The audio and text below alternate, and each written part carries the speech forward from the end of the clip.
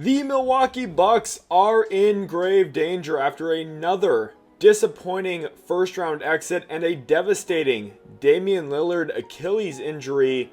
The Milwaukee Bucks are perhaps destined to lose superstar and franchise icon Giannis Antetokounmpo, and I've been talking about this for about the last 12 to maybe even 18 months as a realistic long-term possibility for Milwaukee as one of the teams with one of the worst futures, and specifically the trade for Damian Lillard a few seasons ago really scared me away from the future of the Milwaukee Bucks when they gave more future unprotected assets out the door. If you look at their first round draft picks by year, which is on my Twitter, by the way, links in the description if you want to go give a follow, they are very thin. In 2025, they owe their pick to Brooklyn, which was at one point owed to New York before the Mikal Bridges trade. 2026, they owe their unprotected swap option to New Orleans, still part of that Drew Holiday trade. You look at 2027, they owe their pick unprotected to New Orleans, could perhaps convey to Atlanta depending on where it lies in the draft with relation and perspective to New Orleans' own pick. Then in 2028, they owe their unprotected swap out to Portland. That is one of the first draft assets from the trade for Damian Lillard. Then in 2029, they owe their unprotected pick to Portland or Washington, again, depending on where that pick ultimately lies, because the second most favorable from the Denny Avdia trade will go to Washington, whether that's the Blazers pick, the Bucks pick, or the Boston Celtics pick. And then in 2030, it doesn't even get better quite yet. In 2030, they still owe another unprotected swap option out to Portland. So the future here is quite scary. And it also gives some optionality to a team like the New Orleans Pelicans, for example, who I think are in a unique position to attempt capitalizing on a potential Giannis Antetokounmpo trade. We are going to look at some potential Giannis trades today. I hope you guys do enjoy the video. If you do, make sure to leave a like and subscribe. Remember, last offseason, we saw the Houston Rockets and Rafael Stone take advantage of the Brooklyn Nets trying to initiate and start their own rebuild post Kevin Durant, Kyrie Irving, post Mikal Bridges.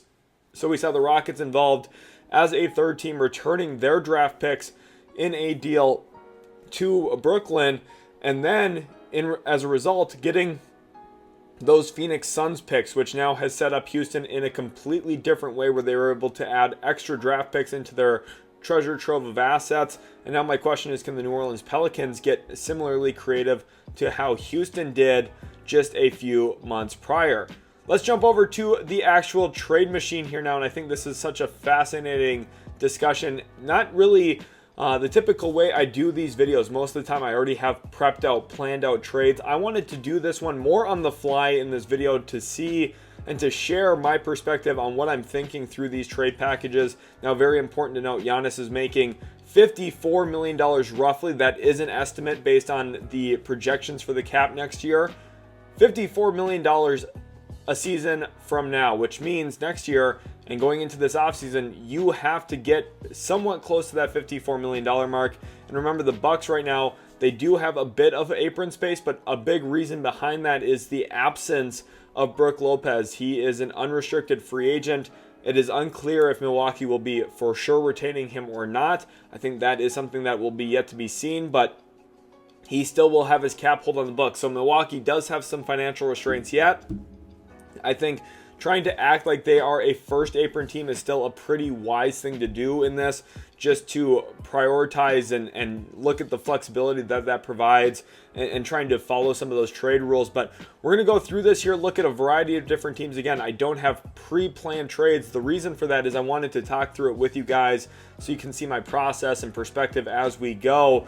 And when it comes to teams that I want to actually consider as well, for Cleveland, they're not going to mess up their feng shui. They've been playing great basketball all season long, and they're very thin on draft capital. And what you're going to see here in this video is how a bunch of teams who would love to have Giannis, would love to add him and pursue him this offseason, they just aren't going to have realistic, strong packages for Milwaukee to consider whether the Bucks want to go full rebuild or not. And I think an example of that, listen, with Boston, they're going to struggle to match some of the salaries in here unless you're giving up Jason Tatum or Jaylen Brown, which I mean, maybe they could consider something with Brown, but if you're Milwaukee, you'd probably rather go the draft pick route at that point, I would have to assume, which is what's going to eliminate Boston from this.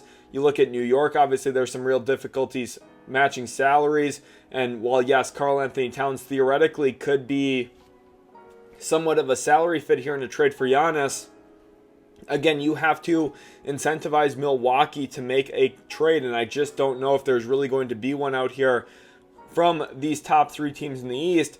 Let's go over to Indiana, who obviously is still playing in the playoffs now. I think the end of the season is going to give us a little bit more intel on what ultimately happens with these teams and give us a little bit more insight and perspective onto what these teams might feel like they need. But I do think Giannis to Indiana is one of the first teams I really want to talk about in this video, because the Pacers are still very well set up to make another trade for a star player around Halliburton. And they have some flexibility in how they want to go about it that I do think would intrigue Milwaukee a bit. They have the collection of role players. You could look at the salaries of Andrew Nembhard, who has some more creation upside bet long term. You look at how he elevates in the playoffs specifically. I think Milwaukee knows Andrew Nembhard quite well after the last two playoff series the Bucks have ultimately lost to the Pacers. Obi Toppin, $14 million, another solid NBA rotation player. These are guys that you're not going to really want to build the infrastructure of the deal around, but there are two younger guys down here in Benedict Mathurin and Jarris Walker, and those are kind of the headline young players in a trade for Giannis Antetokounmpo. Then you go the Andrew Nembhard, Obi Toppin route, and all of a sudden you're starting to see how the salaries here add up together quite well. This is really jeopardizing a lot of Indiana's depth. Obviously, one of their big questions as well is, can they keep Miles Turner this offseason? But I do think Miles Turner, in theory, is an awesome big man alongside Giannis Antetokounmpo. And in this kind of trade construction, this kind of trade package, the Pacers are obviously betting on size, betting on talent, and that would be trying to have a core of Tyrese Halliburton, Giannis Antetokounmpo, Pascal Siakam, with Miles Turner, and then Aaron Nesmith being kind of a bigger wing for you as your off-ball player next to Tyrese Halliburton in the backcourt. I think, again, part of this bet, too, is that Giannis Antetokounmpo can take a good amount of that offensive creation role, so Andrew Nembhard's role becomes a little redundant in Indiana. And then on top of this, I know Bucks fans are going to be saying, no way we do this. Well, you'd be getting a load of draft picks, too, whether it's that 2025 first, which actually probably is not the most likely one to be included here. But on draft night, they have the functionality to add in a variety of other assets, given what they could do, right? So they could trade this 2025 first on draft night, right, in the early 20s. Then they go on, they can't include 2027 at this point, but then they could go with 2028 and 2030. Obviously, you're going to have some pick swaps in here. We're not going to show the pick swaps for everything. You'd have a load of second-round picks. Something like this is the beginning infrastructure of a deal around role players. And again, for Indiana, they have these mid-sized contracts like Nembhard's, like Toppin's. They have some young, intriguing players like Benedict Mathurin, Jarris Walker. For Milwaukee, who's really devoid of young talent at this point, you don't just get one maybe intriguing young player. You get 3 or 4 of them, depending on how you view these guys. Obviously, Obi Toppin kind of entering the prime of his career. Andrew Nembhard a bit older as well, but still guys who project to have good futures ahead of them in the NBA. Then Benedict Mathurin, Jarris Walker, 2 former top 10 picks. Guys that I know Indiana internally still likes and is excited about. Pacers fans are as well. But in order to get something great, you have to give up some very good stuff as well. So Pacers fans, even though you might say, well, we don't want to give up all this, you're getting Giannis Antetokounmpo, who is a top 3, top 4-ish player in the world, night in, night out. His availability, while it has waned at times over the last couple of seasons, I think playing off of Tyrese Halliburton a bit more would make him a really great option. Now, Giannis doesn't want to do the traditional pick and roll, be a roll man all the time, but I do think for Indiana, with the flexibility that Halliburton's shown, being an on-ball, off-ball player and being willing to play into actions and throw hit-aheads and be kind of an initiator of offense in the non-traditional fashion where you see 25 dribbles before he starts something, like Halliburton's selflessness, I think would really help this early. But there's also the other way, where instead of maybe Jarris and instead of Nembhard and instead of Obi, we could do something like Mathurin plus Pascal Siakam. And this is very similar ultimately to the trade for Kawhi Leonard from San Antonio to Toronto. In that deal, remember, it was All-NBA caliber player DeMar DeRozan, it was young player Jakob Poeltl, and 1 first-round draft pick. In this version here, we have proven all-star caliber player Pascal Siakam, we have young up-and-coming player Benedict Mathurin, and 3 draft picks in this one. The money is a near perfect match. Obviously, you'd have to worry about where the Bucks' actual status is depending on what they do, but this is a 2-for-1 trade with 3 picks. You're getting an all-star caliber player. This is under the assumption here that Milwaukee is basically unable to maximize a return and get some of their own draft picks back, and they're scared of a rebuild. Milwaukee's GM just got an extension, so with that in mind, maybe this is an outcome where the Bucks still try and stay competitive, get a young player that they're betting on here in Benedict Mathurin. Remember, we saw the Bucks and Pacers work out a deal a few years ago around Malcolm Brogdon as a restricted free agent. Perhaps Milwaukee and Indiana, owner to owner, could work those lines again and find a deal here that makes sense to bring Giannis to Indiana. Obviously, some people are going to be saying, well, what about Tyrese Halliburton's dad? I think that the relationship would mend itself if Giannis could get to play with Tyrese, and if Halliburton's father was understanding that, hey, Giannis is on our side now, I think the two of them would get over it pretty quickly, and it does sound like Giannis and Tyrese Halliburton respect each other quite well, all things considered. Now, Indiana's not the only landing spot. Detroit, another very interesting one. Now, I do think Milwaukee would be hesitant to trade Giannis in general. Of course, I do have to say that it's not a foregone conclusion that Giannis for sure gets traded, but under the assumption he could potentially ask for a trade, there's going to be several suitors and teams that have control of their future draft picks, which Detroit ultimately will have now after conveying their pick this year. What a strong season the Pistons had. If you're a Pistons fan, you should be really, really happy and excited. And they do have a collection of young players. Obviously, Cade Cunningham is not going to be a part of this deal, but one of the difficulties I do see overall for Detroit is trying to match money to a level that makes sense. And then you're also just kind of questioning the overall congruence of this roster and how it's all going to ultimately fit together, especially from a shooting perspective. You'd have to assume that the Pistons would try and find a way to keep Malik Beasley, who is a free agent again this offseason, and then just matching the salaries here is going to be a little bit of a challenge. You maybe would have to include Tobias Harris, and all of a sudden you're looking at what's left in Detroit. You have stripped this thing down quite a bit again, trading a good amount of your core just to even get close to the money, and then you have to throw in more draft picks. Well, listen, yes, Giannis makes this team a heck of a lot better. I'm not sure if it really makes a ton of sense for Detroit to push their chips in at this point in time, but just to go through the process here and talk about what this could look like, you would have the 2027 first, the 2029 first. Of course, you're going to include the pick swaps in here too, something we've already talked about. There's a lot of assets that are going to be coming in for a trade, but this is still somewhat lacking. Like, if you're Detroit, well, yes, you're getting a former top 5 pick in Jaden Ivey. You're getting a really good young player in Isaiah Stewart. You're getting a proven NBA veteran in Tobias Harris and 3 unprotected firsts, plus probably 3 or 4 pick swaps. Well, yes, that's a pretty strong starting point.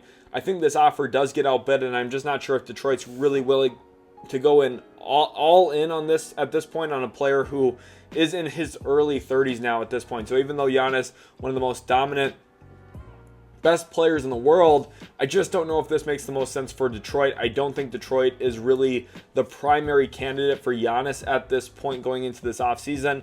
I would say the same thing about Orlando. Atlanta's an interesting team, right? They don't really have control of their own draft capital, but they do have some picks from other teams. Look at these 2025 picks via Sacramento and via the Lakers. Very likely that Kings pick sits at number 13. And then also that pick from the Lakers is in the early 20s as well. So 2 picks in this year's draft, which is a pretty good starting point for Milwaukee specifically. Obviously, they have swap rights here in 2027, swap rights in 2028. Then they have some other additional assets that they could go to 2029. They could go to their 2031 first-round pick. You could throw in some of those swap rights as well, adding in additional swap rights. Then it gets to the question of what young player do you want to include. They could escalate all the way up to a Jalen Johnson, although Hawks fans are going to say, whoa, do we want to do that? Does that make a ton of sense? I do think Giannis and Trae Young would be one of the most dominant pairings in the NBA. But I do think, again, that is a little reliant on Giannis being willing to be a pick and roll man, and he just doesn't do that a ton. Now with Trae Young as the ball handler, it would be quite a bit different, right? Because of how aggressively he gets blitzed and how great of a passer Trae is. You could get Giannis the ball at the nail at the free throw line a ton, and he could eat out of that, but he has to be willing to do that. So again, for that reason, I'm just not sure if Atlanta's the most sensible place. From a salary standpoint, Jalen Johnson's a great starting point, but I just don't know if the Hawks are going to have a lot of desire to do that. So then you go maybe the different route with Onyeka Okongwu and Terrence Mann and George Niang, right? And you're still looking at a pretty significant salary deficit. You throw in Zachary Reese-Sachet, former first overall pick, you are getting closer to that money mark. But again, for Atlanta, given where this team is at right now, a trade for Giannis Antetokounmpo, well, yes, it does make them a lot better. He is still a top 3-4 player in the world. I just don't know if this is the move that I would make for Atlanta. I just don't know if they're close enough to really contend. And I'm not sure how content Giannis would ultimately be with the Hawks. Does this situation really end up that much better for them if they make this kind of trade? I know Hawks fans are going to be looking at their young core, their young starting lineup with Okongwu and Reese-Sachet, Jalen Johnson, Dyson Daniels, Trae Young, and they're going to say, do we really want to hit the go all-in button right now, especially so soon after the DeJounte Murray trade kind of eviscerated parts of this team? I don't really think so. So for me right now, if you're Atlanta, well, yes, getting Giannis would be awesome. I just don't know if it makes a ton of sense. Chicago, I think kind of a dark horse in this situation. They did get their own draft pick back here in 2025, which opens up the flexibility to make all of these kinds of trades where they could use the 2025, 2027, 2029, 2031 first. That's 4 first-round picks that they could send unprotected in a deal for Giannis Antetokounmpo, and they do have some salaries that could make some sense. You look at Zach Collins, Patrick Williams, he could be a part of this deal. You're already at a point where you're upwards of $35.5, $36 million. You throw in Kevin Huerter, all of a sudden the money's starting to make a lot of sense here for Milwaukee to have a deal in place just from a salary standpoint. You're looking at what still remains in Chicago. Nikola Vucevic, Kobe White, Lonzo Ball, Jalen Smith, Ayo Dosunmu, Javon Carter, obviously Josh Giddey, who's a restricted free agent. You would have to assume he'll be staying in Chicago. Now, I think one of the fair questions is this enough shooting for the Bulls to really contend and compete with someone like Boston, Cleveland, some of the better teams in the Eastern Conference? Well, the answer to that might not be a resounding yes. This is an asset haul, and you could argue about Buzelis maybe having to be in this. Obviously, again, we're going to talk about pick swaps. Pick swaps would have to be in here too, but this would be the early framework of some kind of trade that makes some sense. Now, I think Milwaukee would definitely want Matas Buzelis. I think that's someone that the Bulls would reluctantly have to include in a deal like this. And again, if you're Chicago, the question is, are you actually close enough? You get Giannis, he's the best player in your team. Obviously, he drastically changes the outcome and results of a lot of things that happen for you. But are you good enough? Are you great enough to really be able to push your chips in and give up this much of your draft pick control moving forward? And is Giannis really content in Chicago? It's a great city, obviously something he would love. I think just from an actual lifestyle business standpoint, Chicago is a great place to be. I'm just not sure if this is the basketball move that makes the most sense either for Giannis Antetokounmpo at this point in time. So let's move on from Chicago. Miami, people are going to want to know. Heat fans are going to say, well, why didn't you talk about Miami more? You guys don't have control of your draft picks. 2027, 2028, no control there. They can't trade 2029 because of the Stepien rule yet. They are basically stuck. So with all of that in mind, they can't trade 2026 either. The Heat have zero chance at Giannis Antetokounmpo. They'd have to give up both Bam and Tyler Hero and stuff, and that's just not going to happen. So I'm very confident in saying this. Giannis Antetokounmpo will not be a Miami Heat. Toronto, I do think, is a very unique situation. You could start something with Emmanuel Quickley and RJ Barrett. Those are two youngish players on bigger contracts. The money gets you to a point where things could start making some sense. Pat Connaughton could be involved in a deal like this for Milwaukee to get off of his money and player option. And then for the Raptors, what they have is they have their pick this year, which is going to be a top 10 pick, very likely. You could go out to 2027 with another first, 2029 with another first. You go out to 2031 with another first round pick.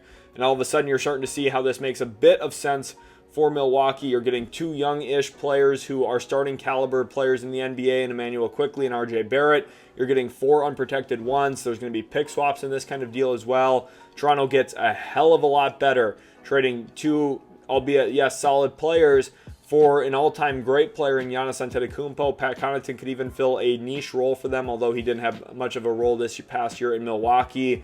And you think with Toronto still having Grady Dick, well, yes, it does cost you your first-round pick this year, a very high, valuable pick in this year's draft. Going into next year with Scotty Barnes, Grady Dick, Jonathan Mogbo, who I like, obviously Brandon Ingram, who they added. You would have to think that Toronto has a lot of talent, and if they can make everything fit and mesh together, they could build a really strong defense as well with Poeltl and Giannis and Barnes there. It's a very unique combination. The shooting, the spacing is still a question for me at this point, but I did want to talk about this as a unique way to build and start a package if you're the Toronto Raptors, and I think a ton of teams are going to be interested. Remember, Masai Ujiri had interest in drafting Giannis before ultimately Milwaukee pulled the trigger on him a decade plus ago now at this point. Brooklyn, I think, is one of the teams to beat for a package. I think Brooklyn's going to have arguably the best package, and one of the things that they have compared to every other team is actual cap room.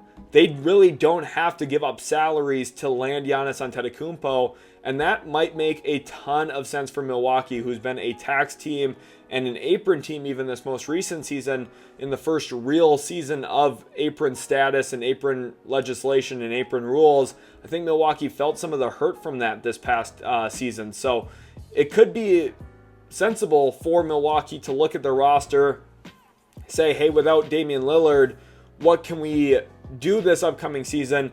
And this is where I think a 3-team trade does make a lot of sense. And I want to get the New Orleans Pelicans on the phone here. New Orleans is a team that could be very involved in discussions here, and specifically with these Milwaukee picks. So we would relinquish swap rights back to Milwaukee here. We would relinquish the 2027 pick back to Milwaukee. And while, yes, that does hurt a bit for New Orleans to give up on some of those assets, for the Nets, what they could give back this Milwaukee first here this year, give back the Houston pick this year as well. And then this is where things start to get questionable, because the Nets might want to keep their own first-round pick this year that is going to be near the top of the draft, potentially a top 6, top 4 pick even. We'll see where it happens with the NBA draft lottery coming up here soon. But they have this collection of all this other stuff. And this is where the Pelicans, with giving up some of those near future Bucks picks, because the Bucks could sit here and leverage and say, we're not trading Giannis. These picks aren't going to be that great for you, New Orleans. Maybe we work something out where you get other stuff instead. So maybe this 2027 Knicks pick. Then you go to a 2029 Knicks pick to New Orleans. You go to a 2031 Knicks pick to New Orleans. Very similar to what we just saw last offseason between Brooklyn, Houston, and ultimately those Phoenix picks in a trade of Mikal Bridges to the Knicks. Now we're seeing some of those Knicks picks get rerouted here to New Orleans, opening up more future flexibility, future options for the Pelicans, betting against the Knicks' long-term future with how expensive their roster is. And obviously you're looking at how Jalen Brunson, Karl Anthony Towns, that core in the Big Apple will age. Maybe that's a good deal for the Pelicans to consider, kind of the beginning framework. And at this point, the Nets are already giving up 5 first-round picks. The Bucks are getting some of their own picks back in this deal as well, getting 4 picks at this point in time. Now you could argue, hey, we want a couple of young players, even though you don't need to give up salary. We're going to take in Noah Clowney, Dariq Whitehead. We'll take in Keon Johnson as well. And while, yes, I don't think the Nets have to give up that salary, these are players that I think the Bucks would have interest adding in. Former first-round picks, former guys who were touted as possible lottery guys. Keon Johnson, even a former lottery guy. These are guys that Milwaukee probably would have interest in. And there's still some other assets for the Bucks to coop up in here as well. Another Knicks pick. You could go to 2028. You get a Brooklyn pick here. And all of a sudden, you're looking at this huge collection of 7, maybe even upwards to 8, 9 first-round picks in a trade for Giannis Antetokounmpo. Now, the salary is going to say failed here because the Nets have cap holds. They'd have to renounce guys like D'Angelo Russell, for example, for something like this to work. But the Nets could go into this offseason big fish hunting, something Sean Marks has done before, ultimately landing both Kyrie Irving and Kevin Durant in one offseason. And he could walk away this offseason coming up here with a guy in Giannis Antetokounmpo, put him next to Nick Claxton, put him next to Cam Johnson, be a very fascinating option. And for the Bucks, you're getting a vast collection of picks, including some of your own picks back in 2026 and 2027. And then for the Pelicans, well, yes, you're losing some of those near future swap options with Milwaukee. The reality is those swaps might not be as valuable. The Bucks picks, if they keep Giannis, aren't as good. So maybe you try and bet against a team in the future. In this case, that would be the New York Knicks, which I think is a fascinating option to consider long term. Obviously, the Nets don't necessarily have to include the New Orleans Pelicans in a trade here for Giannis, but I do think it is something that does make some sense. Philly, I just don't see it. It would have to revolve around Paul George's contract. Maybe Jared McCain could be involved in this as well. It'd be something like Paul George and Jared McCain and draft capital for Giannis Antetokounmpo. I'm just not sure if I really see that being a legitimate outcome, legitimate possibility though. And it still is because of some of the restrictions the 76ers have from draft pick assets, that while they've done a good job accumulating draft assets, adding into their overall haul of picks that was very diminished a few years ago, I still don't think at this point in time that the 76ers have enough to ultimately go in on Giannis Antetokounmpo, and that is a testament to his overall value. Charlotte, Washington, these two teams I just don't think at this point in time are really willing to take that gamble to try and convince Giannis that that's the NBA city for him moving forward. So at this point, I think Charlotte and Washington are out.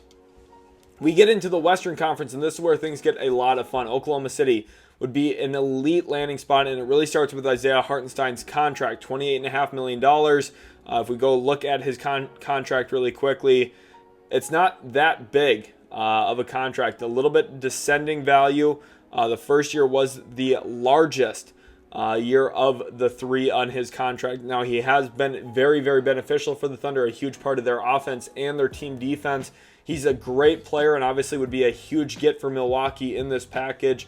When it comes to matching salary, sometimes the best thing a team can do is get great players who have to be part of that matching salary, and I think Isaiah Hartenstein kind of fits into that equation a bit here. Then you look at some of the young options. You could extract someone like Ousmane Dieng, go after someone like Cason Wallace, go after someone like Nikola Topic, who we have yet to see make his NBA debut because of injury, but he's a young player that obviously garnered a lot of respect and interest in the 2024 NBA draft and the process leading up to the draft before his injury. Now at this point, this could be a good buy now option for Milwaukee. You also look at someone like Aaron Wiggins in this deal, although that would probably be a hard sticking point. We maybe settle with Kenrich Williams, and the salaries here are starting to make some sense. The Bucks fill out their roster, getting 5 players in this deal, all of whom would probably be rotational bets for them going into next season. All 5 of these guys could be parts of their rotation. Ousmane Dieng maybe to a lesser extent at this point, but Kenrich Williams is an NBA caliber role player.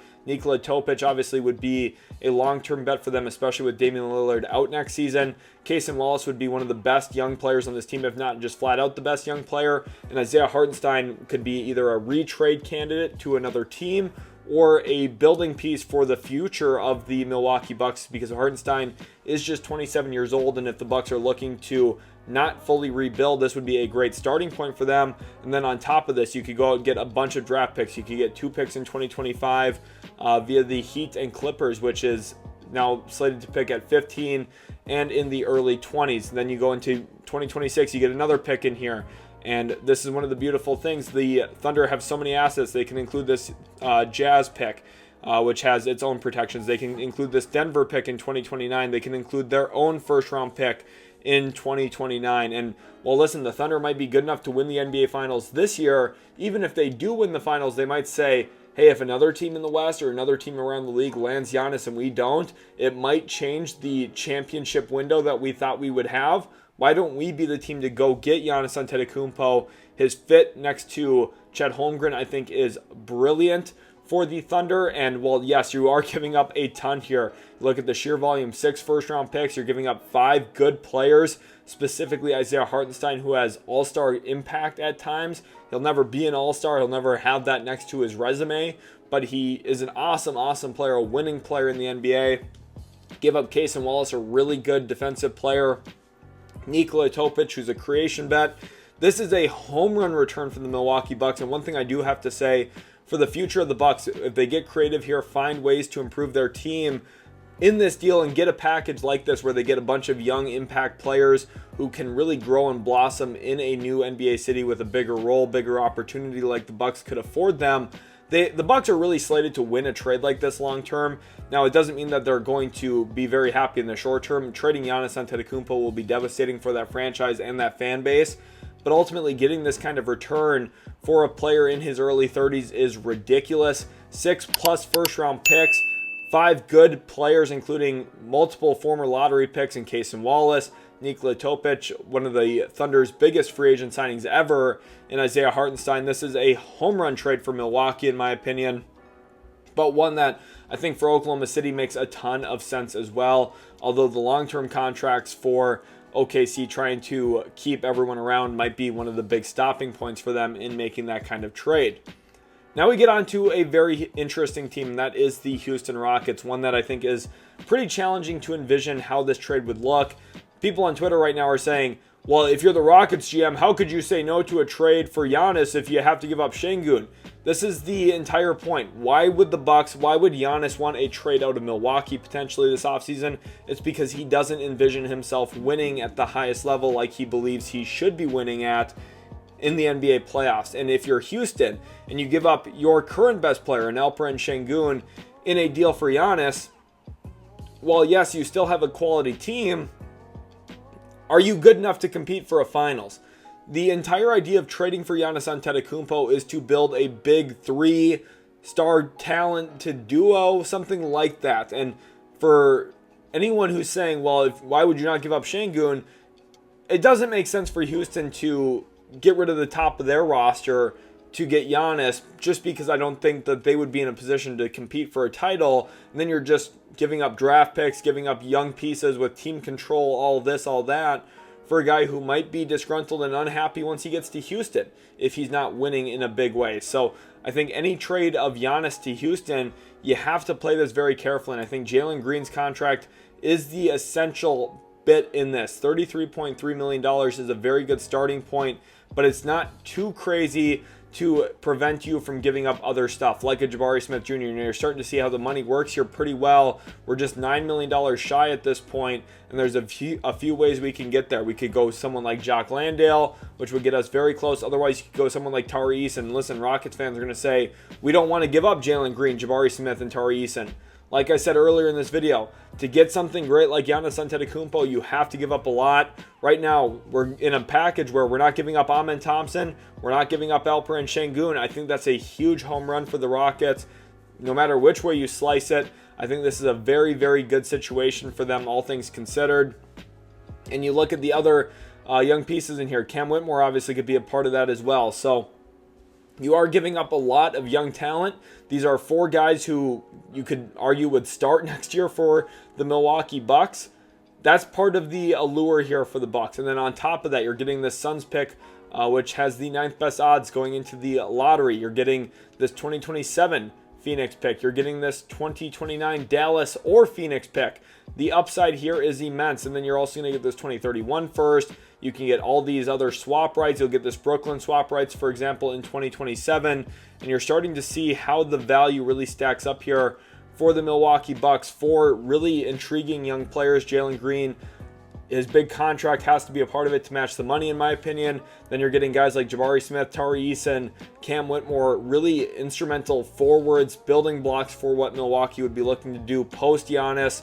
And then you're getting 5 first-round picks with some real upside, 3 of them coming from Phoenix, one of them potentially from Dallas even in 2029. We'll see where the Mavericks are at by then.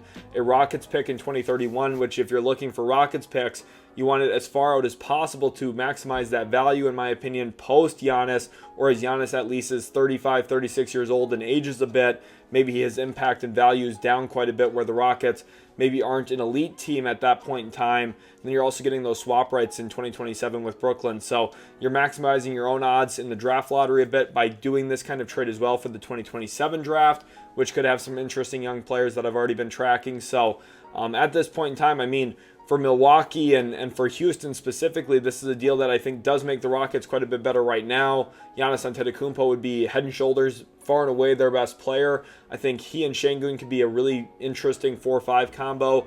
It's not the kind of normal stretch big we've seen next to Giannis with Brook Lopez, but what it gives him is more of a touch-based big man who could roll into the pocket. Giannis can be that ball handler role that he likes to be. He can be the initiator of offense. I think the biggest home run for the Rockets in this deal, they, well, yes, give up a lot of draft picks and 4 really good young players, 4 intriguing young players. They get to keep Amen Thompson, they get to keep Alperen Şengün and Reed Shepherd. And that might be some of the holding point here for Milwaukee. Bucks fans and Milwaukee themselves might say, hey, we're not doing Tari Eason and we're not going to take Cam Whitmore. What we want instead is we want Amen Thompson or we want Reed Shepherd in this deal. And if it happens to be Reed Shepherd, maybe the Rockets say, okay, well, we're not giving you this Nets 2027 swap option then. And this is where you run into some of the battle, some of the negotiation, right?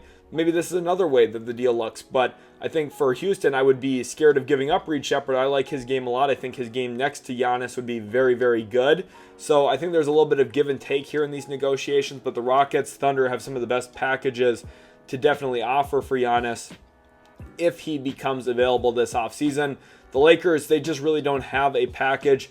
If they were to be aggressive, it would have to start with Rui, Dorian Finney-Smith, and Austin Reeves. Their salaries all in that kind of deal. But I just don't think the Lakers have the draft capital to match some of these other offers that I've talked about already in this video. Denver does not have any draft capital to offer, so there's just nothing here that actually makes a ton of sense for both sides.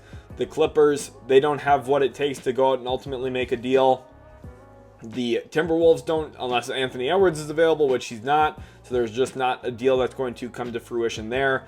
The Warriors, another team people are going to ask about. After the trade for Jimmy Butler, it's just hard to see salary-wise how they pull something like this off. Now, they could include Draymond Green, but again, if you're trying to maximize your championship window, well, yes, Steph, Jimmy, and Giannis together would be really ridiculous. You would really thin out your team to match the money here. You'd have to do Draymond plus Moody plus Buddy Hield plus other stuff. And it's just looking at this Warriors roster, that's where the challenge is. And then they also don't have the same draft capital anymore after making the trade for Jimmy Butler. I just don't see them being able to effectively win a negotiation battle for Giannis Antetokounmpo. Memphis maybe would be an interesting team. Obviously, they have a good amount of control over their own draft picks. They don't have their 2025 first, though, at this point. So until draft night, they can't trade this 2026 pick either, which does limit their own flexibility a bit. But Ja Morant would be a very interesting name for Milwaukee to consider. Jaren Jackson Jr. maybe even to a lesser extent. I just don't know if Memphis is going to want to really move off of Jaren, but it would be a pretty drastic roster overhaul one way or another if the Grizzlies did get involved, which I ultimately don't think they will. Sacramento I can't see doing. Dallas, they just don't really have the assets in my opinion, and it's tricky now. Obviously, like if Luka was still there, based on reporting, it sounds like Luka for Giannis was something that the Mavericks did approach Milwaukee about. Milwaukee seemingly said no, which in hindsight looks like a pretty big mistake if Giannis does ask out this offseason. Had they got Luka Doncic in Milwaukee, it would have drastically changed how we felt about the future of this team, especially post Giannis Antetokounmpo. I understand why Milwaukee was hesitant. You don't want to just trade your franchise player away on, at the tip of a hat, but it's something I would have really thought about if I was Milwaukee, just given their age and long-term what you're planning to do for your team. I do think Dallas, yes, they have the contracts maybe to get there, but the draft pick's a little bit trickier to make that work.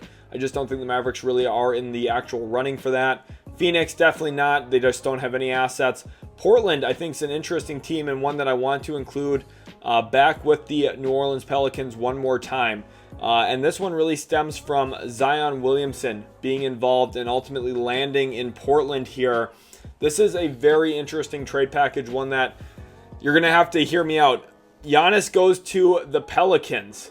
Zion goes to the Blazers. Now, you could argue maybe this should go a few other ways. Maybe the Blazers would have interest in Giannis.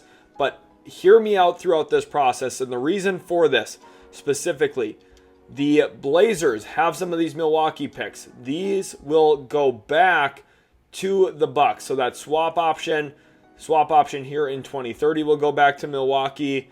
And then also the 2029 first, which doesn't look like it's correctly coded here on Fanspo. But the assets that Portland has via Milwaukee would return to Milwaukee in this situation. And then you also look at the assets that New Orleans has. 2026, back to the Bucks. 2027, back to the Bucks. And all of a sudden, you're starting to see how this makes some sense. The Bucks are getting their own future back. And in return, a lot of things are going to have to change hands. Money's going to have to move. DeAndre Ayton could be a part of this. Or you could look at Jeremy Grant. We'll send Jeremy Grant to Milwaukee in this for money purposes. We will also then look at trying to move some other money around here to make things work. This is where things get very complicated though, right? Jeremy Grant goes to Milwaukee for salary. Giannis is going to New Orleans. And the Blazers are ultimately getting Zion Williamson in this 3-team deal. Now, to make money work, you're still trying to figure out where other stuff's going. We need to send $15 million more out of New Orleans. And this is where, again, things get really tricky. You could look at someone like Herb Jones. Otherwise, we could go a different route with players like Kelly Olynyk. Although I think for New Orleans, you'd want to keep Kelly Olynyk. So this is where trying to balance your cap sheet a little bit gets really tricky. If you're trading for Giannis, you're going to want to keep a majority of your top core nucleus in place. So ultimately, we will be trading Kelly Olynyk to Milwaukee in this deal. And on top of that, another guy who's just going to have to go to the Bucks is Jordan Hawkins, former lottery pick, went 14th overall in his draft class. All of a sudden, you're starting to see how the money here is starting to make a bit more sense. We do have to send a little bit more money out from Portland at this point in time. The Pelicans here can take in a little bit more, which is interesting. Now, there's a few different ways we could go. What we will do ultimately is send Chris Murray to New Orleans in this deal. But ultimately, with what this deal is doing, and listen, there's going to have to be more than this, but this is the beginning framework where New Orleans walks out with Giannis Antetokounmpo, the Blazers walk out with Zion Williamson, and probably other stuff. And this is where New Orleans would have to include more draft picks in this kind of deal. This 2025 first very likely could end up with Milwaukee. This 2026 first via Indiana could be something in the mix. Otherwise, you could go to 2029, for example, send this to Portland, who, of course, is giving up a bunch of future assets in part for Zion Williamson. The Bucks get their draft picks back. They get two veteran players who could maybe be rerouted in Kelly Olynyk, Jeremy Grant. You get a young-ish player in Jordan Hawkins. Again, this is the beginning framework. I think Milwaukee needs to get more in this. I'm not sure if Portland would be content with this kind of package either. But all in all, New Orleans would make a huge swing on Giannis Antetokounmpo. They are, again, I think a team, like I talked about earlier, could be in a unique position to attempt capitalizing on a Giannis Antetokounmpo trade. This is one of those unique outcomes where they actually land him, try and bring him in. A very interesting perspective here from some of my followers over on Twitter as well. Shout out to Lance for this. Here is a look at what he was trying to draw up. All the picks back to Milwaukee, CJ McCollum, Anthony Simons, Jordan Hawkins to the Bucks. The Pelicans walk out with Giannis and Robert Williams, and the Blazers get Zion Williamson in this deal. Very interesting package too.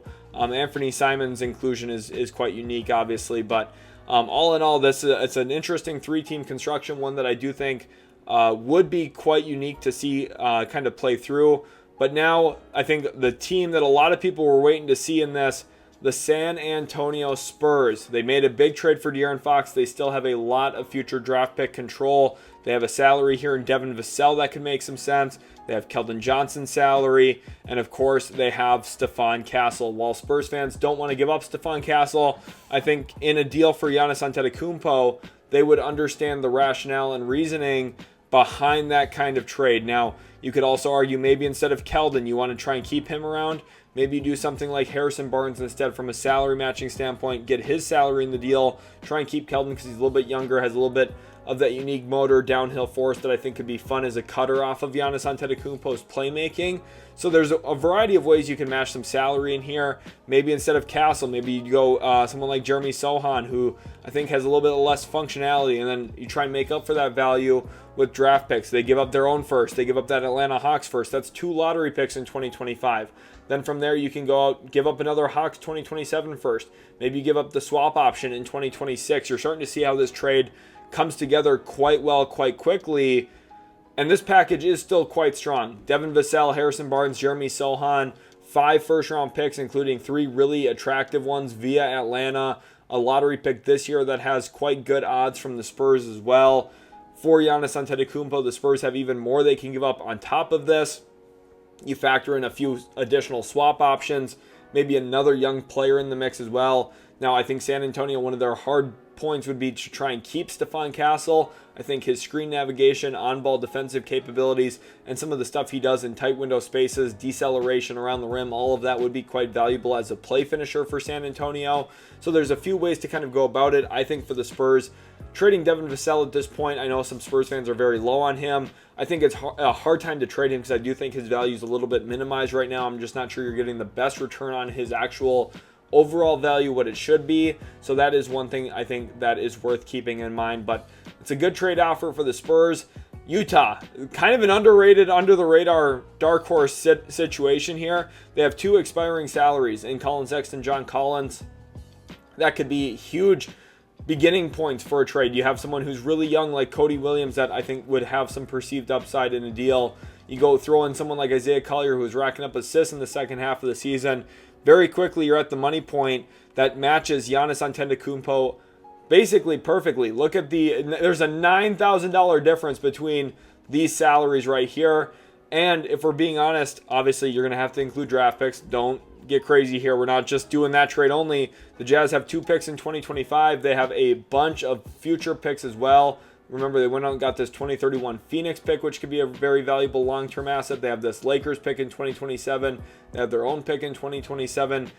Remember, there was quite a bit of interest from Danny Ainge to ultimately bring Damian Lillard to Utah. It didn't happen.